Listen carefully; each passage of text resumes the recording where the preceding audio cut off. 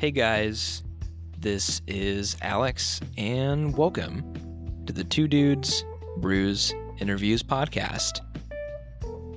On today's episode, we're talking about Disney's 2010 sci-fi action adventure film, Tron Legacy. If you like what you hear, consider subscribing to the podcast. Let us know what you think by leaving a rating or review, and maybe even tell your friends about us. With that being said, we hope you enjoy the show.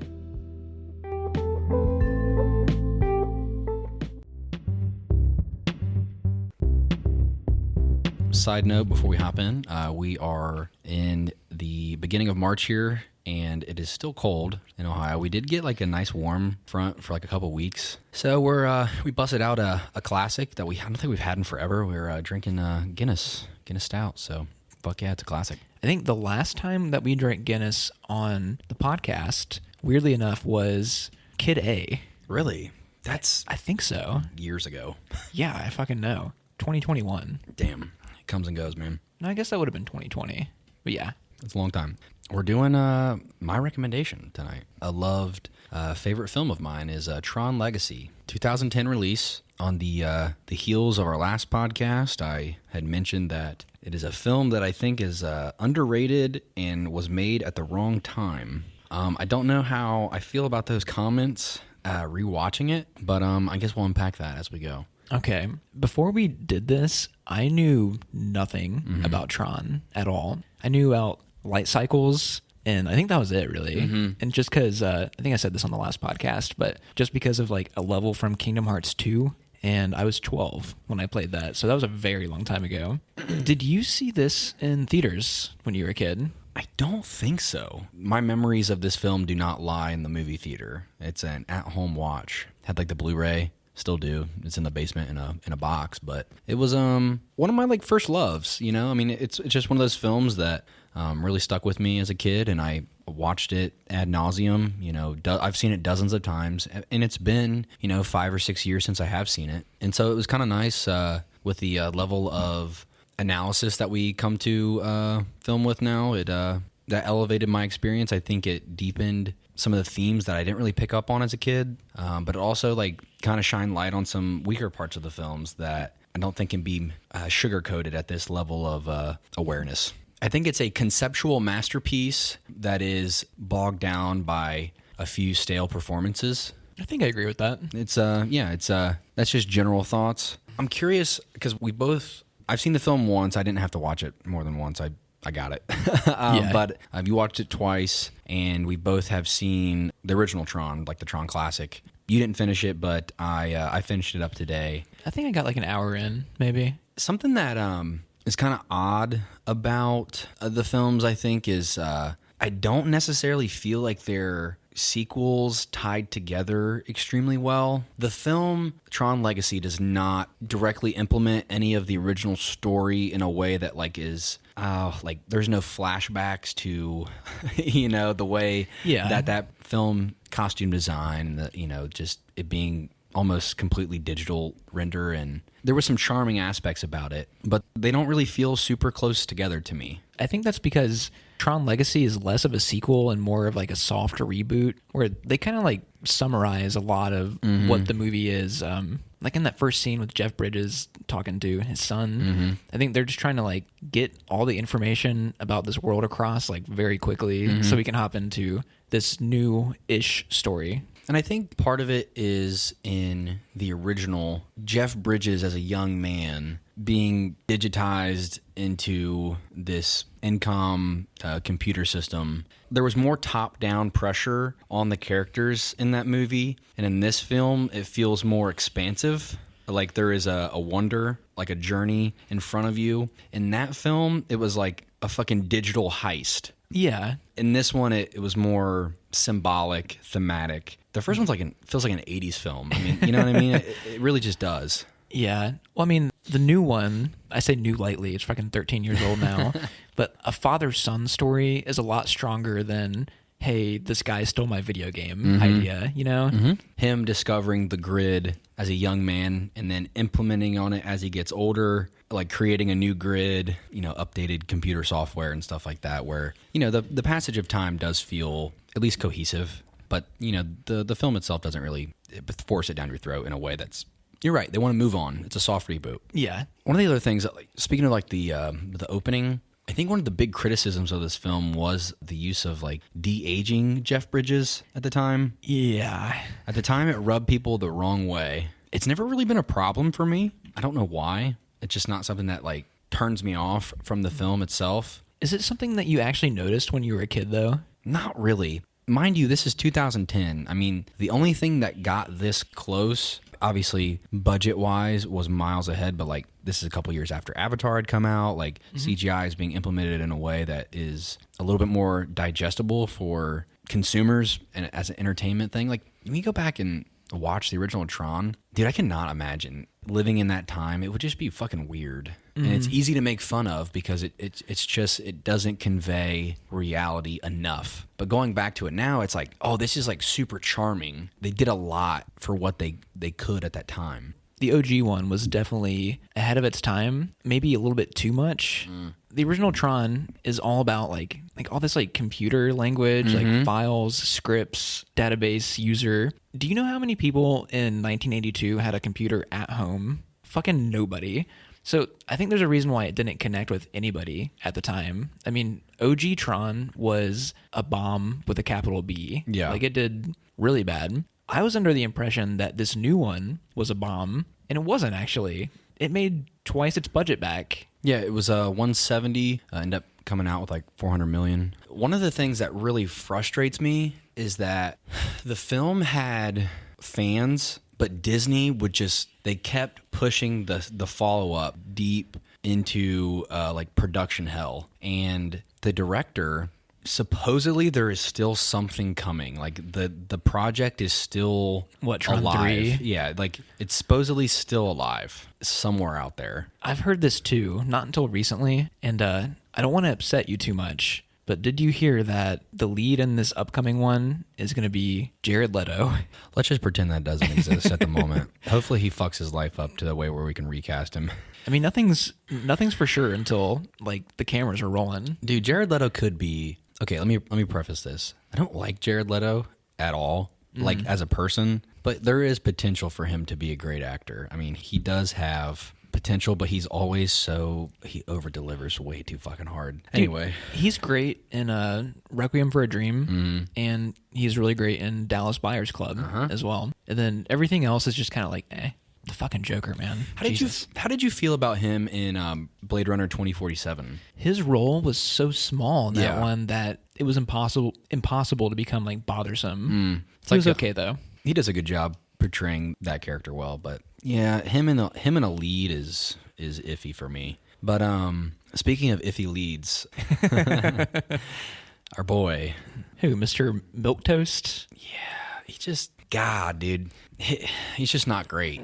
That's what really sucks. Is it this actor's fault or is it the script? I honestly can't tell. I think it's a little bit of both. I think that they're both a little weak on his end of lines. Nah, I don't know, dude. Him and Alan in, his like garage apartment bullshit, there was some really great potential for him to have great dialogue delivery there, and it just felt like he was rushing through his lines really quickly. He like never let moments breathe very well, where he's talking something I didn't pick up on as a kid, but they've had this conversation many times. To me, the way it's delivered, it just seems like so nonchalant, where like it could be really powerful at the beginning of the film. I don't know if it was a choice to like not make it so emotionally invested. He's a surrogate father type of figure. He watched over him as he was growing up, but like there's this weird disconnect where it doesn't feel like there's a relationship built because his dialogue delivery is so weak. I agree. And I think that can be shown in the movie where Alan returns, like in the last 5 minutes. At first I went, wait, who's that? The first time I watched it. Well, funny enough, I didn't know that he was in the original. I mean, Alan plays Alan, and he plays Tron in the original film. And I actually think his de-aging is so much better than Jeff Bridges. Yeah, the scene that he appears in, though, he's like kind of far away, like from the camera. It's brief. I mean, they hide it well, I think. The thing with our lead, I don't even know the actor's name, honestly. Do you have it memorized? Garrett Hedlund.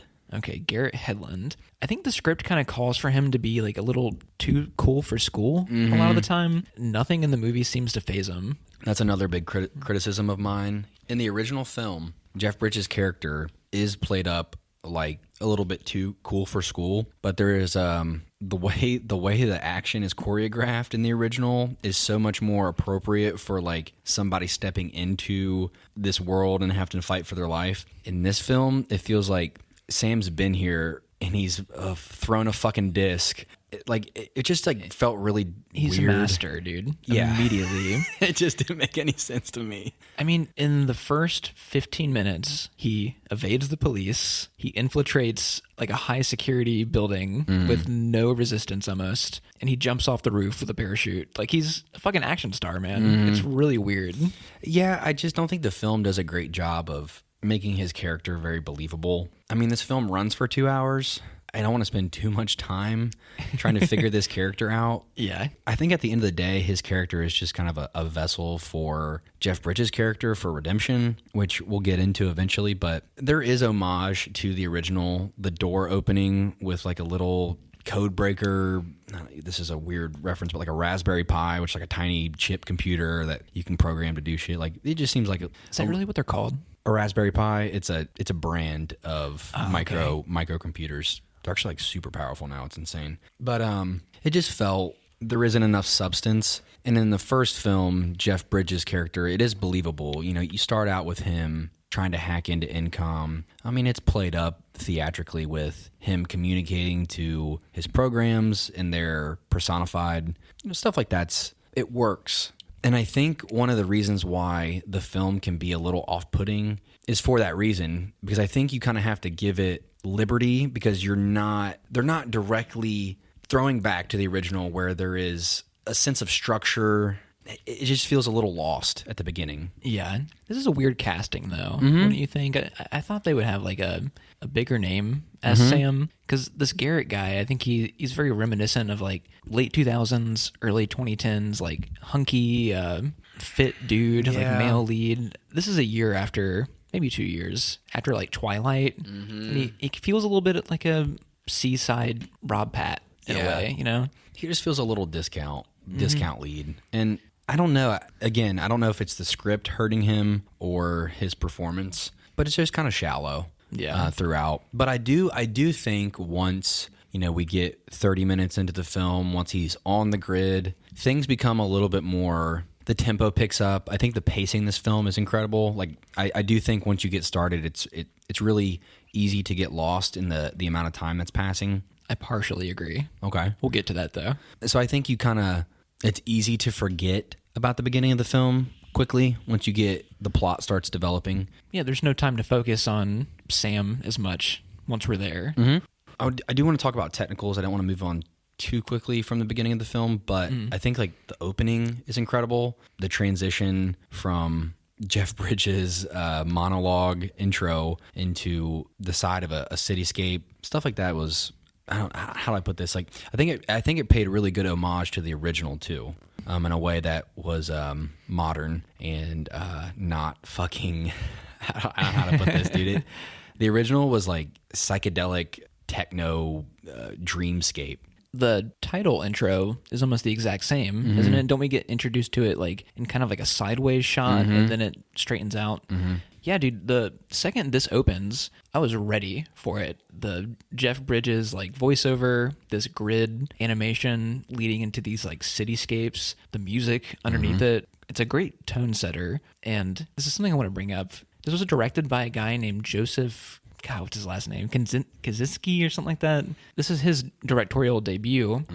He actually had 2 films come out last year. One of them was a movie called Spiderhead that like went straight to Netflix. And the other one's a little known film, Top Gun Maverick. Yeah, dude. That blew my mind, actually. Yeah. He saved cinema, bro. Yeah. I honestly think Tom Cruise fucking directed that film, to be honest with you. Like, it feels so much like a Tom Cruise film. I've heard things. Like, it just feels like, yeah, Tom's in control. Hey, good for him, though, I guess.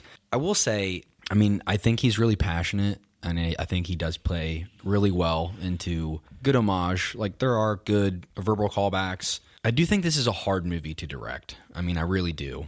I think this is it's tough to tackle a reboot, and let alone a reboot of something that it was not popular at all. And I do have hope. Because Disney is getting ready to open up the new Tron ride at Epcot. I think that's kind of a big deal. There's got to be something there. I can't imagine them investing money into a ride that no one asks for. I mean, they easily could just keep building fucking Avatar rides at this point. Yeah. And I do think Epcot at Walt Disney World, Florida, is going to be, they'll probably move more towards more rides. You know, they got like Ratatouille's opening up. Like, I just think, you know, if they're going to build a fucking Tron ride, they got to be doing something. I don't think the ride's going to be that incredible, but, you know, that could be something that'd be like really immersive. Mm-hmm. Like, it doesn't have to be a thrill ride. You're in a light cycle. I mean, that's fucking cool. Yeah.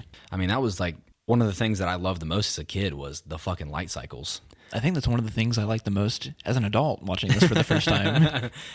The original's weird, man. The original, didn't that throw you off? Like, I thought they were fucking dying because they're wearing blue and then they're driving in orange. And then the orange guys were driving in blue. I'm like, who the fuck is winning? I think the original one's a little conceptually like confused when it comes to its art direction because it seems like a really obvious thing, like to have color-coded teams. Mm-hmm. It makes sense in this film. I mean, it works.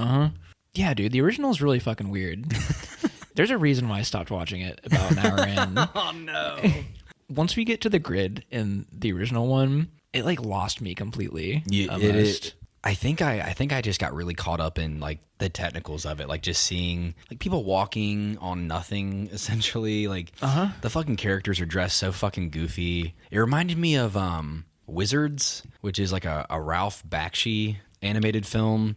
Super random. Like, never heard of this. It's from like the 70s. It's like a mature, it's psychedelic German Nazi influence. Like, it's so fucking weird, dude. It is actually like one of the most fucking bizarre films I've ever seen, but it's something.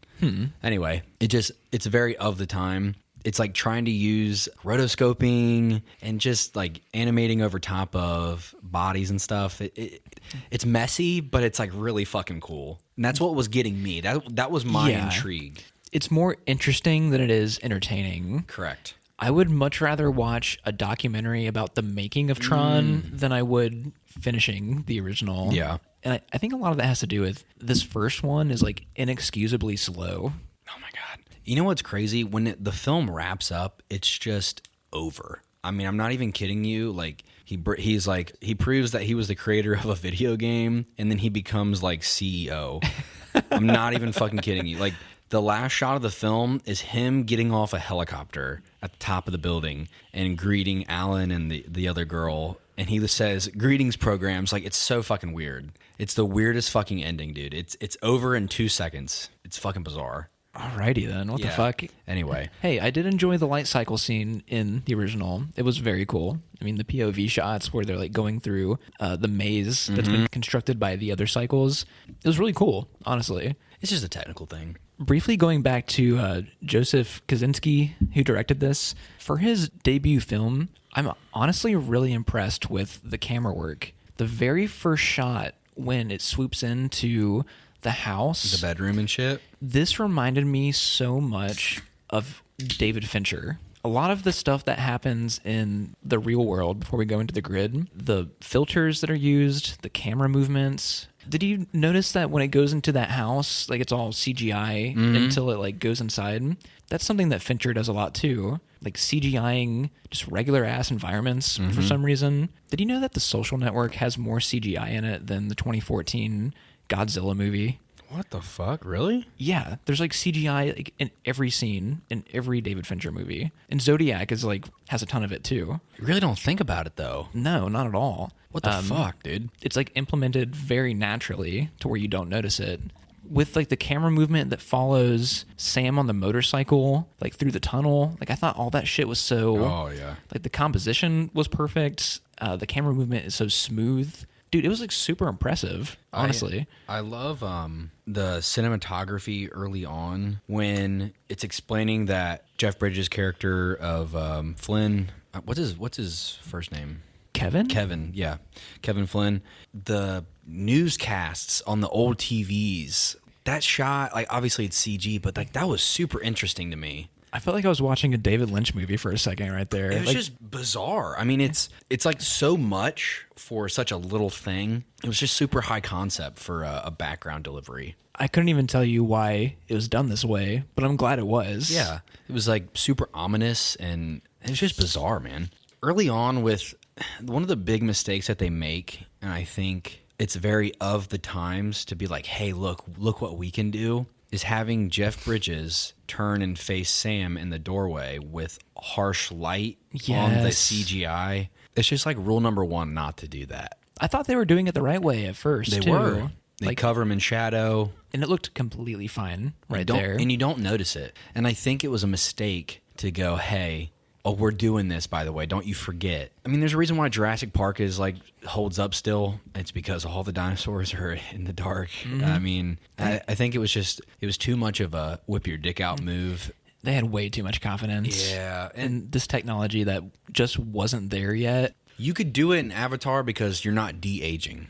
They could do it now. Yeah. They could do it now, and they could probably make it pretty seamless. But with all the AI and shit we have now, at this time, man, it was just weird. And it was such a misstep. But I don't know how you get around it when you introduce Clue as a character. Because and now it's just in your face. Yeah, I would say that it's like forgiving enough for like Clue specifically because we're kind of like in this digital world and like having him look like a PS3 character is totally fine. Yeah.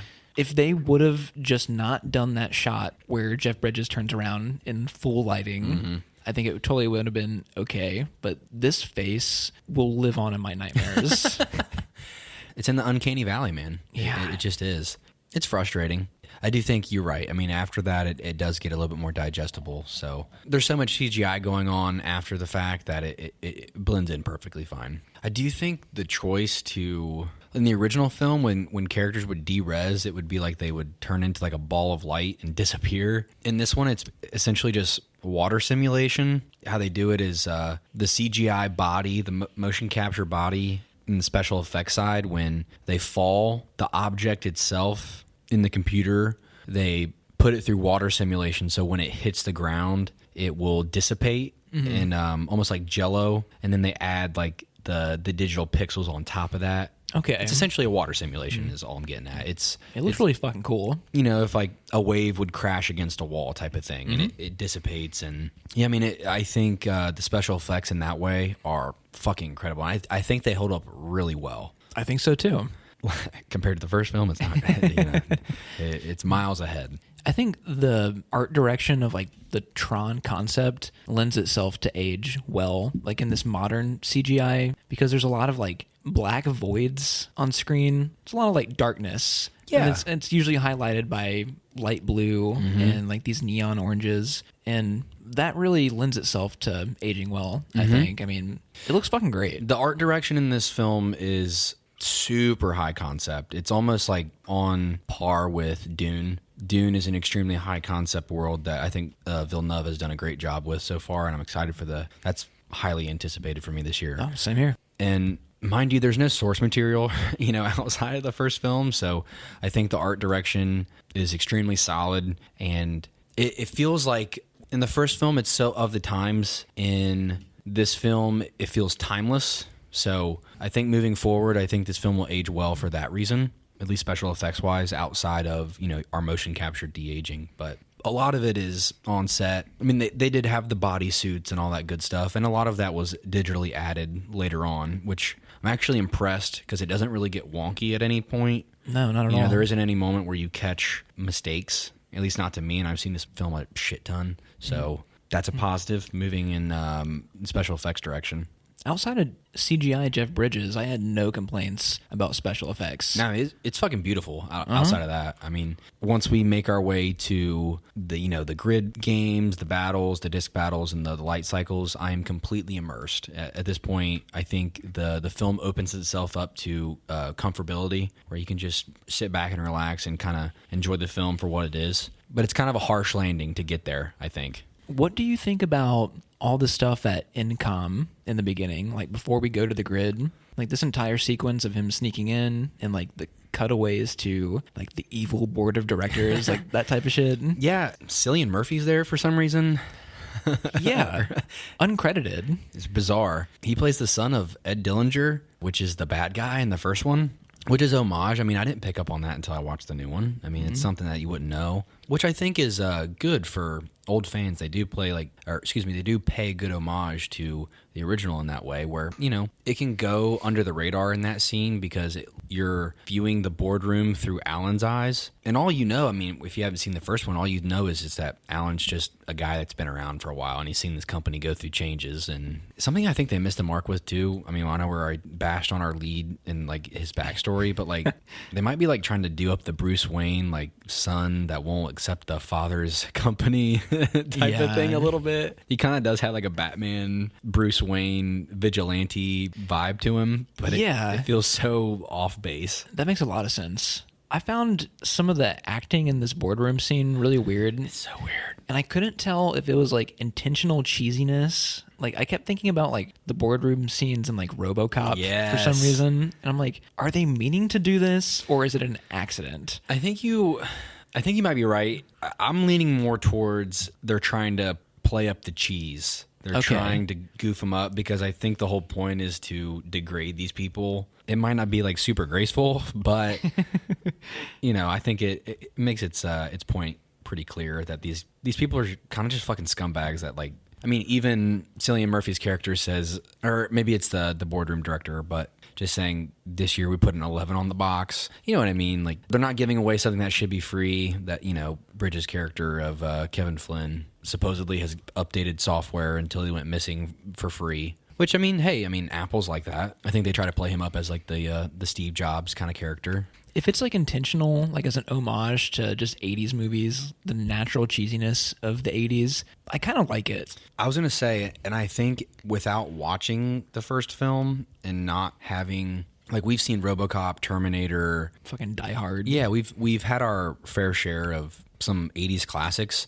I think it makes a little bit more sense now as an adult seeing it again. Mm-hmm. So I think that kind of elevated my experience a little bit. Yeah. I mean, and that boardroom reminds me of the boardroom in the original. I mean, it's really very sterile. Yeah, modern, gloss black. It pays good homage, and I'm a big fan of that. Even when Sam goes to like visit his dad's arcade and he like discovers this secret passageway hollowed out into the basement, it's super fucking ridiculous. But if this was like Indiana Jones or something, you wouldn't question it. Correct. I felt fine playing along with those cheesy elements. Fun fact, Flynn's Arcade. For the longest time, I loved the song that was playing in the background. It was it's fucking Journey, Separate Ways. Uh-huh. And for the longest time, I didn't know what that song was. And when I found it, that began my love for like some Journey. I know you don't feel super highly about Journey the way I do. Like, don't get me wrong, I'm not like a diehard fan or stuff, but like their greatest hits are fucking great. Have me and you ever talked about Journey? I don't remember this. I think so. Throw Don't Stop Believing out the window. Give me like Separate Ways and Faithfully, and I'm here for it. Like I'm ready to cry. Do they also sing the Any Way You Want It song? Yeah, that's too much hair rock for me. I want the fucking synthy. I don't have beef with Journey, I don't think. I mean, I would take them over like actual hair metal bands like Poison and shit any day. The fucking music video for Separate Ways is the worst music video of all time.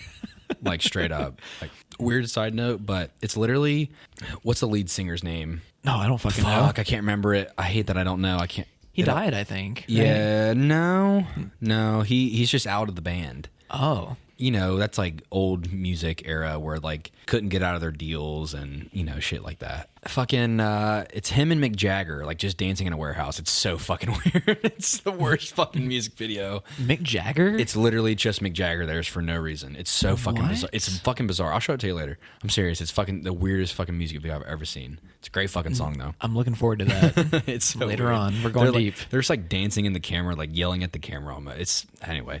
And, the arcade is sick as fuck, and it's a little cheesy, but yeah, you're right. You're here for the ride. You don't really question it. You're just like, let's see where this goes. And then I think the film does a good job of just being like, yeah, we're here now, so don't remember that. Like, don't get that out of your head. I actually liked the de-resing scene in the original better than in Legacy. Where he becomes like a wireframe. Yeah. And it just eats him away slowly. Piece by piece. I think visually it was very cool. And then in Legacy, he just kind of like gets zapped. Yeah, I think they could have done a better job on the re-entry into the digital world, because I think when he gets zapped, it's really unique where everything in the room becomes digitized and you can see him like bit by bit. But on the re-entry, it's just like flash boom, you're here. He's like just sitting at the desk again. Yeah, there is no seamless transition. Yeah, I was a little confused about like the concept of this world where like, is there a digital recreation of everything in the real world, like on the grid? Because he just shows up like in the same building and then he walks outside. I think part of me wants to believe that he's like, oh, Flynn just recreated the arcade as an entry point, and then like the grid has just expanded. There are like sections, because I think the original film's kind of just like this, where they just kind of like, you end up places. There is no real seamless connectivity between spot to spot. All of a sudden we're at the old arcade, now we're like in what seems to be an arena, and then it's like downtown New Grid, and then there's like rocks and like off the grid. It becomes kind of bizarre. There's like rivers and streams in the old one. Like they stop and like drink water. And I was like, what is this representing? Yeah, I do think that they pay homage like ever so slightly, because I think in the first film, it's supposed to be like a neon fluorescent, almost like bioluminescence glow to the water. And I don't think it comes across very well, like visually, because it's in the old one, right? Yeah, it's just rotoscoping, and they're like adding color filters on top of it, where it's like halfway there, like not all the way there, trying to portray like them like drinking up energy of some sort. It's very bizarre. Yeah. And in this film, it's like they're at a bar. It's almost like fucking Bacardi, like blue rum. I almost was going to say we drink Bacardi blue tonight just to fucking torture our livers. But, oh, my Lord. Oh, fuck. I'm glad we didn't do that. That was one of the first times I ever got sick, was on that Bacardi rum. Oh my God, it's fucking disgusting. I kind of don't like rum anyways. I hate it. I don't like it either. It's not my thing. Nope. You know what's crazy? A couple years ago, I'd have been like, yeah, rum's okay. Now, I'd rather drink gin, like straight up. I'm not even kidding. It's too much.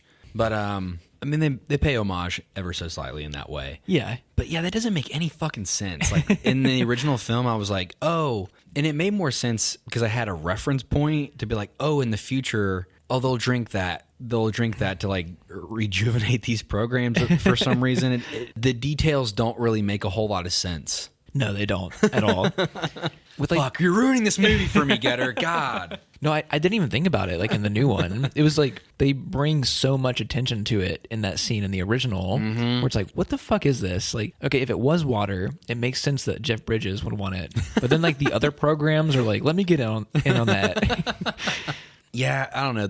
The details kind of just get lost in translation on this one. The movie does have a little bit of a problem with happenstance here to there. I do think it's done well in some moments because the setting is so expansive. I don't think you can get bogged down in the details. Could you imagine if like Dune was just like taking its time to explain expositionally about every little thing that's happening, and they're really just trying to show you visually? It was done really well in Dune for the most part. In the book, they really expand deeply on the politics, the societal structures, and the culture of the Fremen. And in the film, Villeneuve does a really great way of just showing you visually that how much moisture is important to these people by like showing you coffee service, and like coffee is made with spit. It's like so subtle, but it makes sense. I mean, I think it's a a tough comparison to even try to hold these two one-to-one, but you can't spend too much time getting bogged down in the details.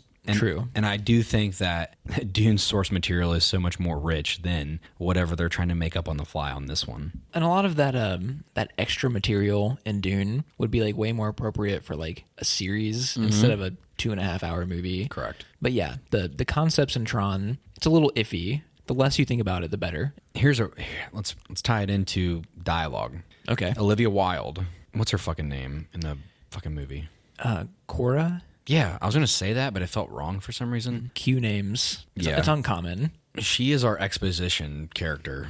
She delivers all the fucking blind spots. A bit, yeah. Which is a little frustrating. I mean, don't get me wrong, like Olivia Wilde, I don't know, I think she's probably like B-list. Yeah. I think more so recently she's become a little bit more of a, I don't know how to put it, like her... more like controversy. Yeah. Controversy that's like caused a lot of this recent... Her career is a lot more in-depth now than it was when this film was made, I think. You know, I mean, she had a directorial debut, all that bullshit, so... Which, like, coming back to this film now, after, like, Olivia Wilde recently is a little weird, to be honest with you, for me. It's a weird role for her. The bowl cut style hair. Oh, my God. Don't remind me.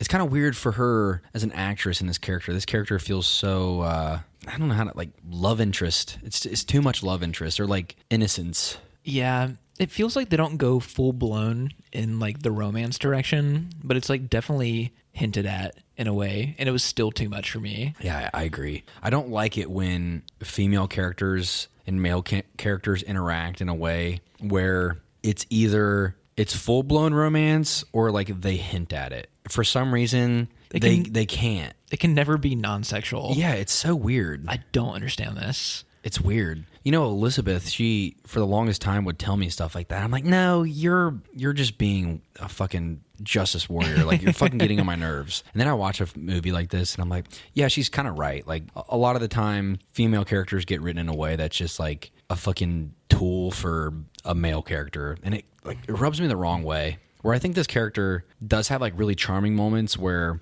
you know, Sam's back at their little hideout, and she's like, do you know Charles Dickens? And he's like, yeah, you know. And she's like, what's he like? Like, that's good. It makes sense for the character. Yeah, it just builds weird tension. And I think, like, where Jeff Bridges' character approaches Cora is so much more, you know, fatherly and nurturing. For Sam's character to just kind of, like, adhere to that quickly as, like, oh, this is a female sexual relationship in some way. It just feels, like, really bizarre. Like, oh, look, my dad fucking set me up with a girl. Yeah, it just feels a little odd. It's way too weird, man. It is. Outside of, like, romantic interest, I'm not sure if I fully understand what purpose she serves outside of that.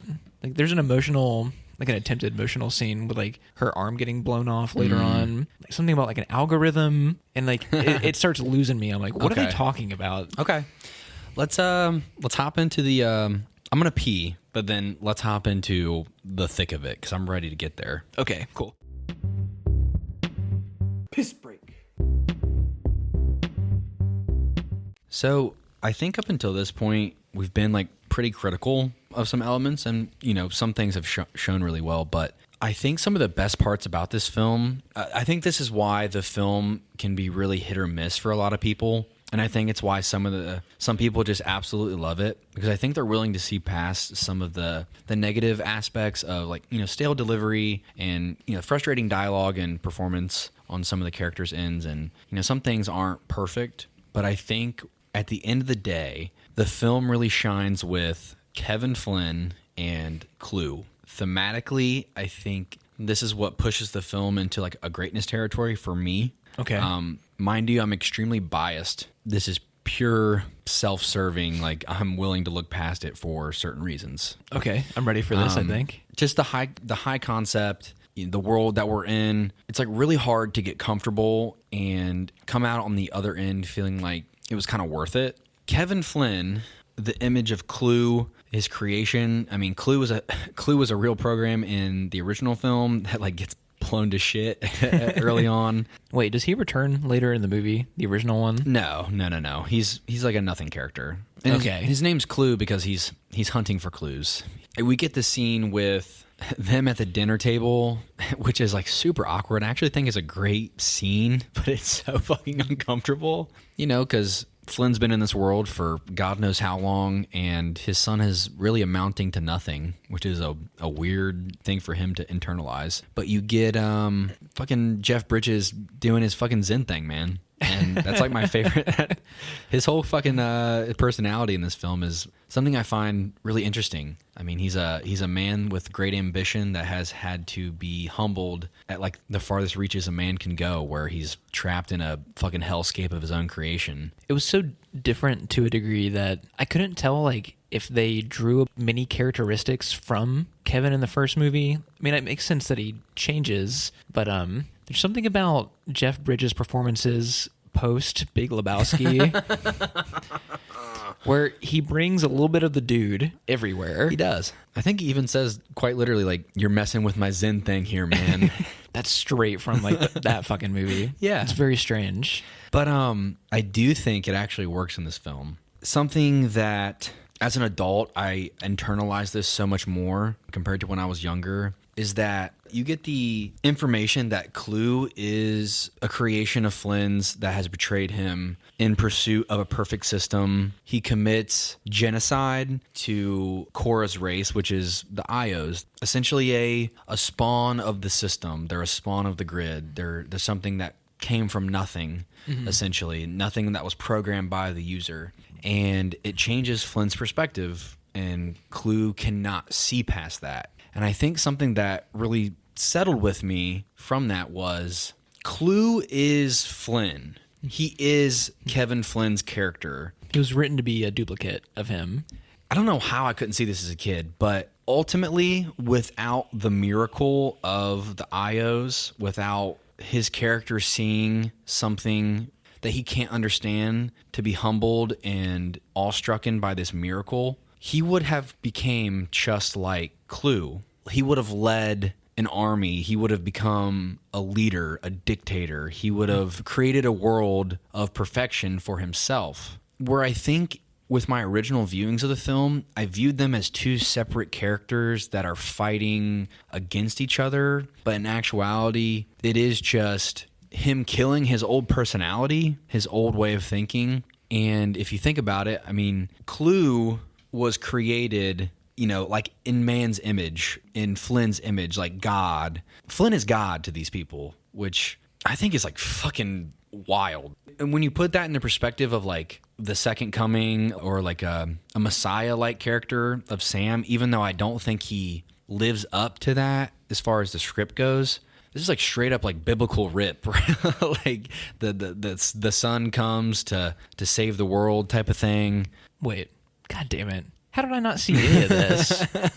I mean, that's what I'm saying. Like, I don't know why, but I just saw it this way around, like this time for some reason. I wish I would have read a little bit about some of this stuff so I could, like, I don't know, come to this discussion and add to what you just said. I didn't think about any of that. You get even like the same shot of Flynn in the beginning is delivering an income presentation talking about, you know, Alan mentions he was talking about a digital world, a revolution. He was going to change religion and all these things. You get this cutaway. Obviously, it's the de-aged version of Jeff Bridges, but saying like, in there is a new world. In there is our destiny. And then you have Clue towards the end of the film saying, out there is a new world. Out there is our destiny. This expansive mindset, this strive for perfection, this expansive control that he wants to implement on things. I mean, they're the same person. They're just achieving it going in versus going out.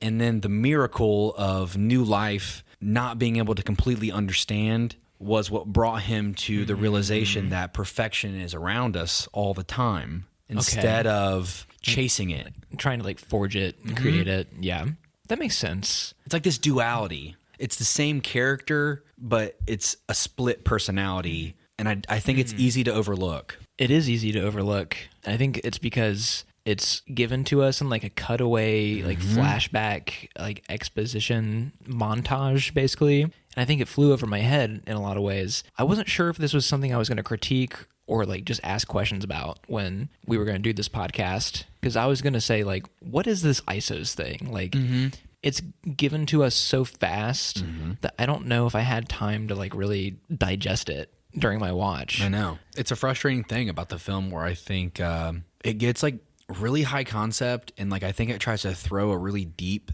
theme, like tries to weave in this theme, but I don't really think it hits very well as much as I want it to. I think that's like something that you really have to dig for. Yeah, okay. I wasn't sure about this like at all. Yeah.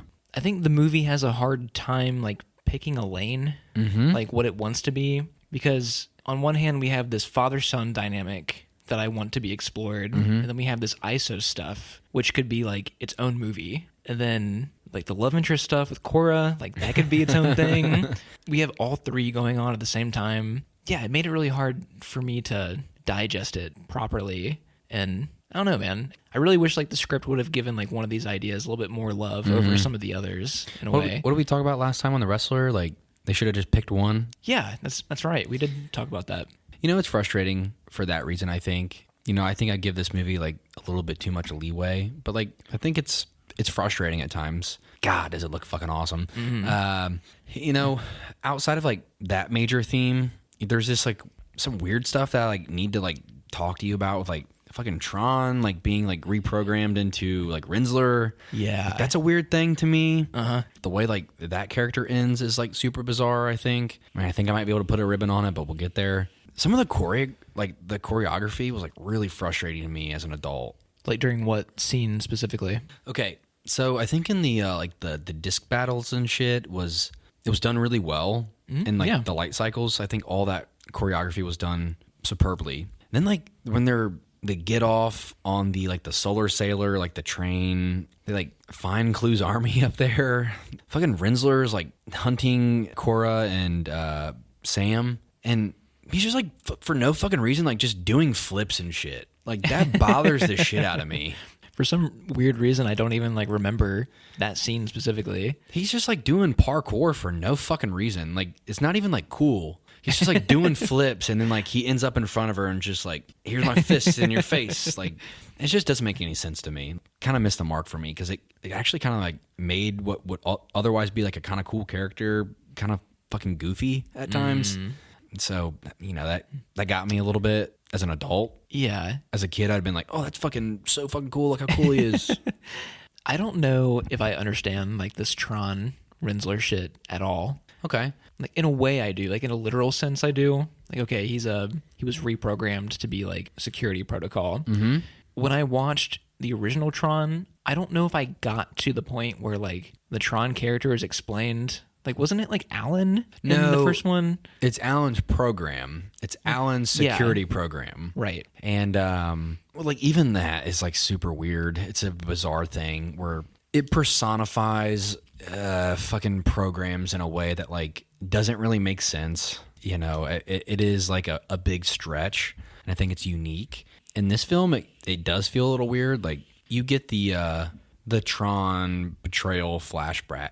Like that stuff is like, speaking of which, I think Daft Punk did an amazing job with the soundtrack at that moment in time. Like the fucking strings, they get me every time. But what scene is it? When it's showing Flynn being betrayed by Clue. Yeah, okay. The strings are swelling and shit. Oh, the soundtrack's hitting all the time. This whole movie. It's so fucking good.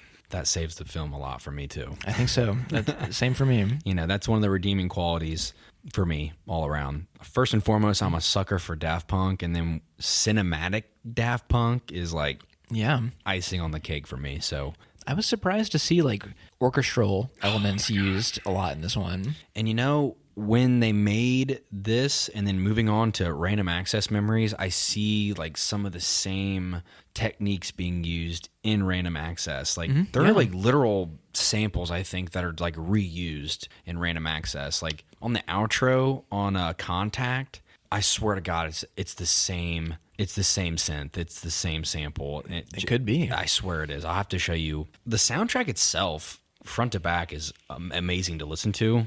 It always brings me back into the film. Derezed, I think, is the most popular track from the soundtrack. End of Line. Adagio for Tron is the betrayal song on the soundtrack. I mean, it fucking works. I think it should be said that I told you this off air, but I made the mistake of not listening to the soundtrack separated from the movie.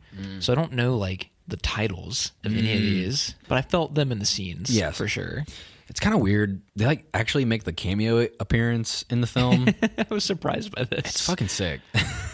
They were like really heavily involved in promotional material. Were they? Like there's like the suits changed. Like, you know, they're in like a silvery white, you know, outfit. Like they really implemented the Daft Punk imagery into promotional material, where like them in those suits were advertised alongside of the film, like on the internet and everything. Like it was a big fucking deal. I think normally in any other movie, if you would have had like a cameo by the person doing the soundtrack, it could come across as like being really lame. But it works. I feel like Daft Punk, just the whole aesthetic of them, like these costumes and shit, like the anonymous personalities, it's fine. Yeah. You can totally do this in this. Like I thought it was fun. Like it was a really fun scene to have them in too. When they're there, like you kind of forget that it's Daft Punk. They're like, oh yeah, they're the DJs. I mean, even having this mullet guy literally say like, let's switch up the track, and then like have them change the music. It's really cool. Yeah, like I wanted to talk about that character as well. Zeus, it's played like Michael Sheen, a much skinnier Michael Sheen, like almost like Bowie anorexia. He does look a bit like Bowie, don't he? He does. It's the mullet, man. It is. Is he fat now? Like what happened? I mean, I just think he's older. You know, you build more cartilage up on your cheeks and your ears and shit. He has a beard, and you know. I think they were trying to like push the IO stuff with him as well. Like obviously he's an IO. It kind of goes under the radar for me when I was younger, but now it's like, oh yeah, he mentioned something about, you know, we've all had to like repurpose ourselves after the purge type of thing, like to fit in, to not die, essentially. I think his character actually does play a good role in the plot, being like a lot of them have given up on the creator. I think he was having a hell of a time playing this character. Yeah, he was. He was hamming it the fuck up. Yeah, he was. I think it's kind of fun. It's like almost like psychopathy.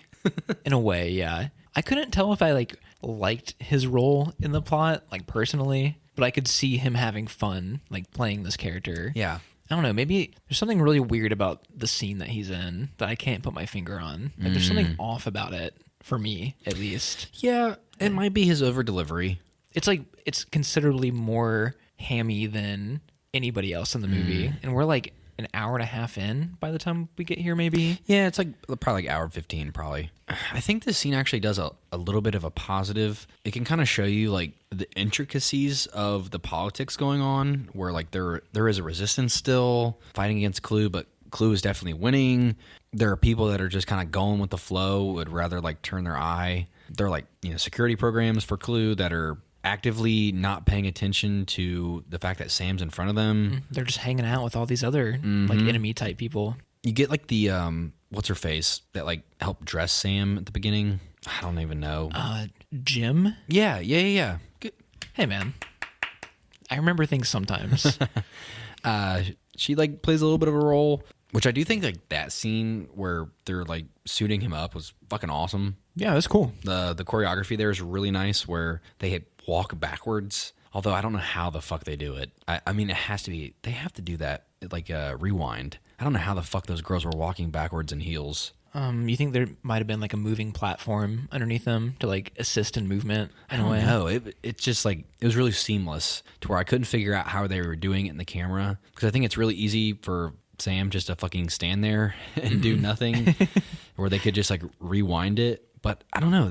Whatever they're doing, it was good choreography. The women are all on beat, moving backwards back into their whatever the fuck that is. It's sort of a weird character to bring back late in the game. Her just doing this dress up stuff in one scene and then like becoming a pivotal part of like this betrayal later on. Yeah, I think you need it though for plot, like tying things together. You need better. A character from earlier on to push you forward. I think it can't be Cora. Yeah, or if it was just like a brand new character to like bring him into this club in that one scene, like it would feel very disconnected. Something that I wasn't like too hot on is him giving the bike away to like this homeless person to evade like Clue's army. Yeah, but then he's recognized literally 10 seconds later by Jim. Like I thought that was like really funky. Yeah, like maybe there was something in between these two scenes that was like cut to like draw some distance between like I'm hiding out and like I've already been caught basically. Yeah, it's very weird.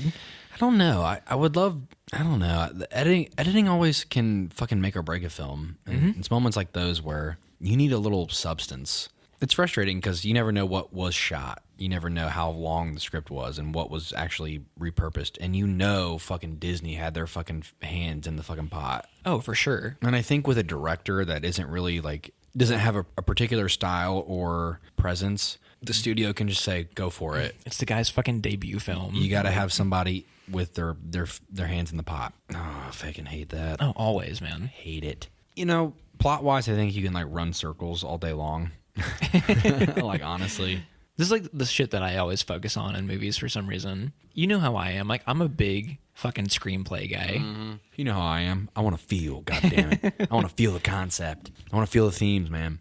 I do like the creator, Kevin Flynn, godlike presence. What, showing up in the hoodie and causing all the lights to flicker? He's a dog, dude. I thought that was really cool, admittedly. He's top dog, man. Mm-hmm. He is top dog. One thing I was confused about, with him showing up, the big thing that was stopping him from, showing up in this grid city was this disc that Clue wants. We see a few times throughout the movie, people have their disc taken off of them. So if you can walk around without it, why did he bring it there?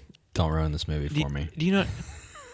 Don't ruin it for me. I thought you were going to have an answer for me. I wasn't trying to ruin it. Don't ruin this movie for me. I mean, and it is true that this scene of them at the club is intercut with Clue showing up at Jeff Bridges' lair at the same time. Maybe that's why. But did he know that Clue was coming to the lair? What caused Clue to discover that it was there? I think they were the whole Rinsler, / Tron, watching them get away. They were going to hunt outside for them. They were going to get off the grid and all this bullshit. I think plot wise it works for him to carry it with him because he, once they mention it quite literally on dialogue wise. Once I step on the grid, all resources will be coming for me. Everybody will chase me down for my disc. It's the key out. It's the key out of here because he's a user. I mean, he holds the keys to the kingdom. Yeah. I do love the scene when Clue comes back to the hideout apartment bullshit, the loft. Speaking of the loft, I think that's some of the best architectural design. Oh, it's so fucking cool. Do you love the minimal shit like this? I do. Well, for film, not to live in, but for film, I'm so intrigued by architecture. Okay, that makes sense. And just interior design. I mean, hell, my partner is one, so I have to hear about it. I have to appreciate it in some facet. So you get Clue's flashbacks of him and Flynn being close, building together, and creating a perfect system. But his program cannot understand. This is one of my favorite scenes because it's just Flynn. It is just him that can't understand past what he already has known at that point. I mean, he's a program. He's a program. It's unemotional. Correct. It's a carbon copy of his mindset at the time. To see Flynn growing frustrates him because he can't see past it. That shit excites me. Okay. The only reason why I ask questions like that, I'm not trying to break the movie or anything. Okay. I'm just messing with you. It's because when it comes to sci-fi, for me personally, I have a harder time grasping on to concepts. I love gritty crime thrillers and character drama type shit. With sci-fi, I'm always asking why, how, and I think maybe you shouldn't do that. Maybe I shouldn't do that. But I wasn't sure if I had missed something in the lore of Tron. If there was a line somewhere that I had misconstrued. I think part of the reason why it's easier for me is probably because I've read fantasy and sci-fi books to the point where at a certain point it becomes conceptual and otherworldly, but at the end of the day it's the same as a drama. The script is the same, it's just in a different uniform. It's in a different outfit. And so once you kind of frame it that way, it becomes a little bit easier to dissect because all it is just trying to convey the human experience in a otherworldly aspect. That's all it is. Yeah, sci-fi is always representative of human struggles. But for some reason I always get hung up on concepts. I don't know why. It's not like I'm trying to poke holes in things. No, it's our dynamic. It's how we are. Yeah. I still don't think it's amazing the way it's portrayed. I think the holes you're poking are very well deserved. As I said in the beginning, where I thought this film was underrated and ahead of its time. I think some of those things are true, but I still think it misses the mark for all the reasons that we brought up so far. I still think that like the critic rating of this is a little low. Like it undeservedly low. I think it's like a 50-something%. I think 51. Yeah. Like Rotten Tomatoes score when I last checked. Yeah, it's a little much. You know, I don't think it deserves to be held that low. I do think like the ending of the film is like okay. You know, I think him delivering the father-son speech of like perfection is in front of me the whole time. Like I should have been there closer with you. All that stuff is great. And his speech to Clue is great too. I mean, Clue still can't understand. I think the action is incredible. It's fucking awesome. I mean, visually, it's so amazing. Like the contrast of the lights against the dark. I mean, quite literally, the airship battles and shit that they're doing at the end is fucking amazing. Although I still think, God, I think Sam's character has some of the worst fucking dialogue. It's that blockbuster type dialogue. dialogue. It's the fucking Han Solo, Indiana Jones fucking action dialogue. It's always lines like, "You gotta be kidding me." Let's get him. I think during like the light cycle race, he says something like, another customer. Another customer. You fucking slaying hamburgers, dude? Come on, you're fighting for your fucking life. The fuck, man? Yeah, stuff like that. That stuff like that really waters down what otherwise could be a great scene. It's really frustrating. It's so stale. I still think those scenes with like the light cycle and like the disc throwing are, and this is unusual for me because action stuff is usually not my thing. I think those are the highlights of Tron Legacy. For sure. It's very weird. Just visually amazing. The soundtrack behind it, great. The choreography for a lot of these is awesome. I mean, the disc scene has great like human choreography. The upside down. Oh yeah, I forgot to mention that. And that's like in the fight with Rensler, right? It's a very unexpected choice, I think. And it really freshens up a scene where like we've kind of been disc fighting for like 10 minutes straight. And then they're breathing a whole new life into like that sequence right there by doing that shit. I think the sound design is incredible too for those fight scenes. Like when a disc gets close to Sam's face, you can hear the buzzing and the humming coming off the disc. Stuff like that is my favorite aspects. I think we might have had this conversation before, but sometimes a film is just about a vibe sometimes. Or like, I agree. You just want to vibe out to whatever you're in. And I think that this movie might be reminiscent of that for me at certain times. Oh, for sure. Coming into this, like this is the most torn that I've been on a movie in a while because the aspects that I love. Like I fucking love them. Yeah. And then there's like the screenplay and like yeah. Welcome to the fucking club, dude. It's a really weird balance. It's frustrating. And I think it just depends on what you value more. I like talky movies. Yeah, you do. I really love talky shit. And like it just wasn't hitting for this one, like in that department specifically. I know, and I think if it did hit those notes well for you and it was a tighter script and better performances, this movie would be easily a 10 out of 10. Yeah, if this got like that kind of love through like the script writing, this would be like I think one of the greatest sci-fi movies of all time, probably. Yeah, I completely agree. Do you know who wrote the screenplay for this? I don't. This is like a duo that I'm not familiar with personally, but I think you are. They wrote the screenplay for that Tom Hardy movie, Warrior, the UFC. Like, really? Yeah. Isn't that weird? Really? I like that movie too. Like that's a movie where I'm like, I forgive that movie for certain things too.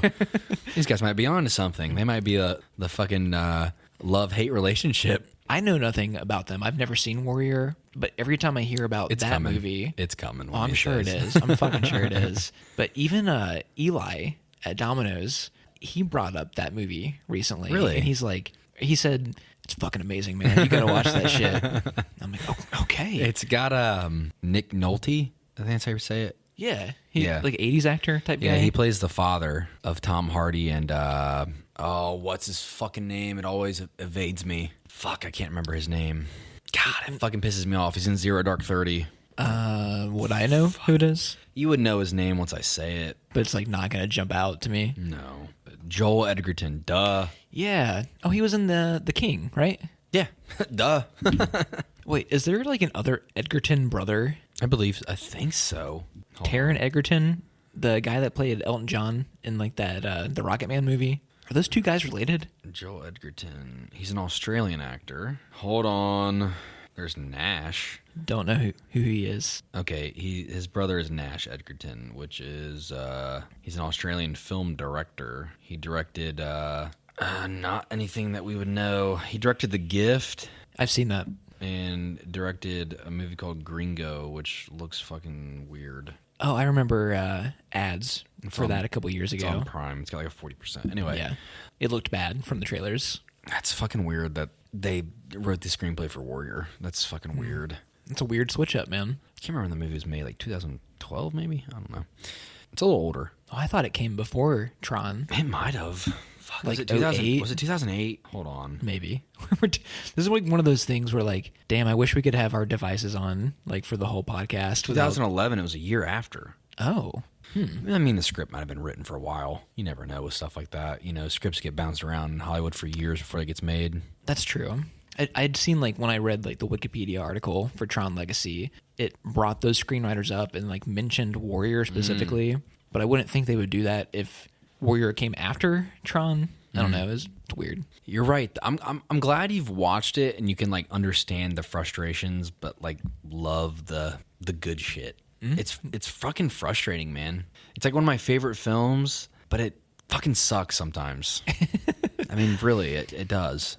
I feel like there's so many moments throughout where I'm like on the precipice of loving it, and then like I think it's once we get like halfway into the second act where it starts to lose me a bit. I think specifically when Sam and Kevin are reunited for the first time, I love that moment so much. I think it's like the most emotionally resonant thing of the entire film. And then I think Jeff Bridges gives a line like, "We'll talk later at dinner," and then like we're thrown immediately into Sam and Cora sharing a moment, and I'm like, wait, no, like I want more Kevin, Sam. And then I feel like the movie gets bogged down a little bit after that point. Like that's the dividing line for me right there. Like it hits a peak and then like it kind of rips it out from underneath me. You want them to like keep pushing that theme. Yeah, the father-son thing, man. Yeah. I think that's like the strongest thing that it had going for it. I think you're right. I don't know how you get around it though. It's tough, man. It's like not all the way there. You would have to avoid some of this like resistance stuff, I think, or like this ISO. Is it IO or ISO? ISOs. Okay. Yeah, I don't know. Maybe like it just takes a detour that I didn't want it to take. Because I think once we get into like the third act with like these the ship battles and stuff, like those parts are like fuzzy to me, even after like 2 viewings. Yeah, because you're like thrusted back into action when you've set yourself up for like deep themes. I don't know. I mean, I think like the solar sailor thing, the train on the beam and shit. Like I think that's a good moment too. Because you're like removing Cora because she's quite literally like unconscious. So, you know, you're having a moment to breathe and you get like more exposition, but you get bogged down with the exposition, which gets kind of annoying. But It's very heavy in like the middle, for sure. I don't know, man. It just kind of is. It's hard to talk about in a way. It is. It just kind of is. It's one of those things where I think thematically it peaks and then you're just, let's wrap it up. Yeah, in a way, yes. Speaking of like third act stuff, we never like really like capped off like the Tron Rensler thing. Tron is like the title character of this series, and I don't know who the fuck he is. Yeah, I think that's a misstep too, where you're soft rebooting a film that you're trying to like draw back on, and like it doesn't really feel like Tron fights for the users until he says he does. He kind of like changes his mind like just because. Yeah, I don't know, man. Like that's another big misstep for me where I don't really think that was like an earned transition. Yeah, and if it had been earned, I think it would have been like really fucking strong because like there's this amazing visual of like him falling into the water and like his light fading from what is it like from orange to blue or something like that. Yeah. If that moment had been earned, that visual would have been amazing. But it comes off confusing, right? Oh, dude, I was completely confused. I was lost. Yeah. I think that was a huge misstep. I think you should have just let him sink to the bottom of the ocean. I think at the end where you get Flynn reintegrating Clue destroying him, basically flatlining the grid again, is a way to push forward into new territory for a sequel to rebuild the grid again. But it doesn't make sense. Okay, yeah, Tron's good again at the end, but what now? It's kind of a weird open-ended thing where I don't know where the writing is going to go. Yeah, I don't know where a sequel would go either, really. If Jared Leto is playing in this next one, is he playing adult Sam? No, I think That'd be bad. From my understanding, I thought the following film was supposed to take place in between between the other two films. It was supposed to be like a resistance thing. Oh. To show, like, from my understanding. Now, I will say I played a movie tie-in game called Tron Evolution that came out with the film. Eli was telling me about this game, too. What? Yeah. What the fuck? I asked him about Tron. He said he'd seen it as well and played the game. Yeah, I played the game, and the game was fucking awesome. The fucking multiplayer, you would fucking have, like, straight up light cycle battles and shit with other people. Oh, I could see this easily translating to a great game. It was so fucking good. It's a fucking lost game, though. Like, you can't find it anywhere. You can't play it on anything. The licensing that Disney had on it, like, expired. You can't buy it on, like, any, like, computer platform. Yeah. Damn, really? Yeah, it's fucking weird. You don't own, like, the physical copy from back in the day? No, I had, like, the fucking collector's edition, dude. I had, like, a fucking light cycle that came with it, like a little mini, you know, like when games would... That was back when you could buy physical copies of games and the collector's editions be cool. I guess at least I'm not, like, so much of a gamer to the point where, like, I would even consider having something like that again. So it's just kind of a weird way to cap the end of the film. How do you feel about the end? Like, well, like the sacrifice thing and all that? Or do you mean, like, once we get out of the grid back into the real world? Well, like, I love the homage to, in the original Tron, the character played by, you know, the same actor as Alan, throws up his disc to talk to Alan in the real world. They go to, like, a convergence point where Alan can directly talk as a program, or excuse me, Tron can talk to Alan as a program from the computer system to real life. And then when Sam throws up the disc to get out, that's paying homage to that. Oh, okay.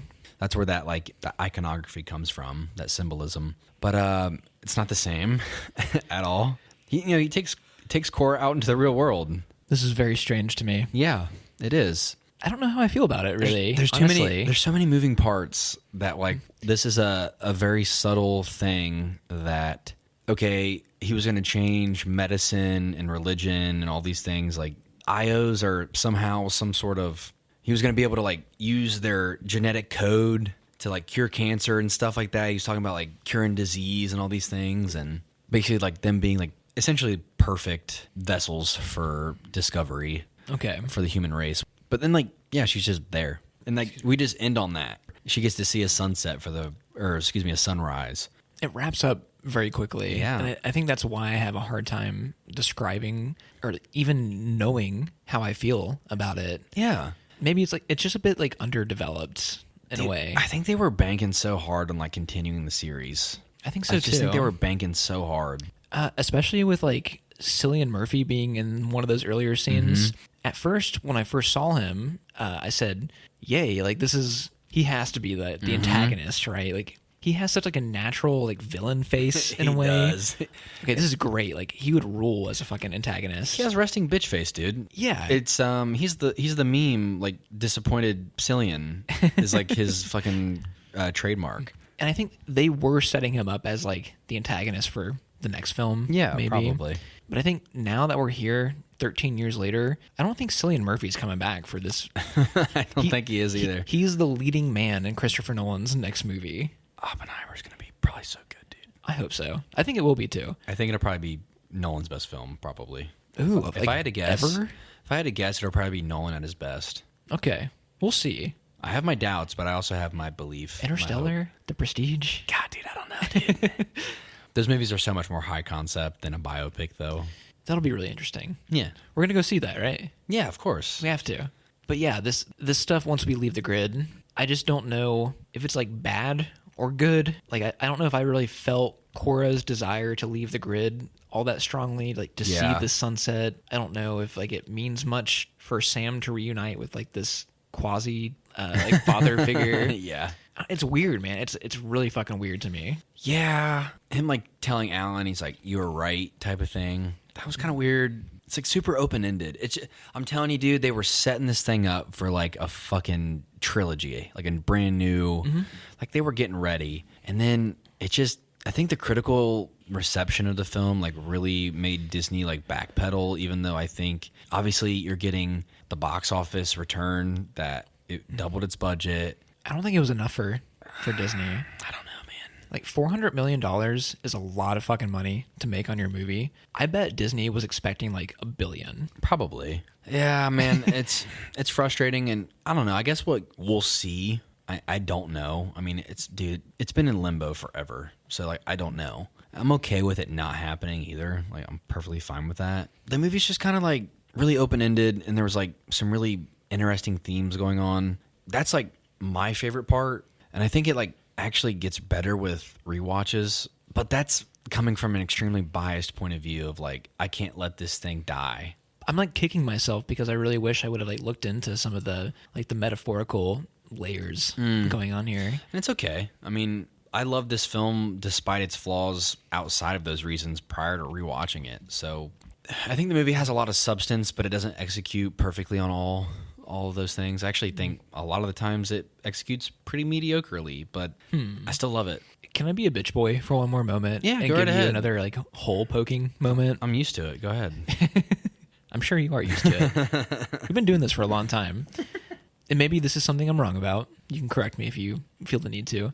I don't want to call it like a MacGuffin, but the instigating thing that causes Sam to go check out the arcade. The page. The page. Now, Kevin did not send the page, right? Yeah, Clue sent the page. How did Clue send a page outside of... Because, like, the grid is not connected to the internet. Like, I read about this today about how, like, they didn't want to, like, implement, like, the internet into, like, the technology of the movie. The grid is a closed system. Yeah. And the only thing getting out is when, like, that beam of light opens at the end.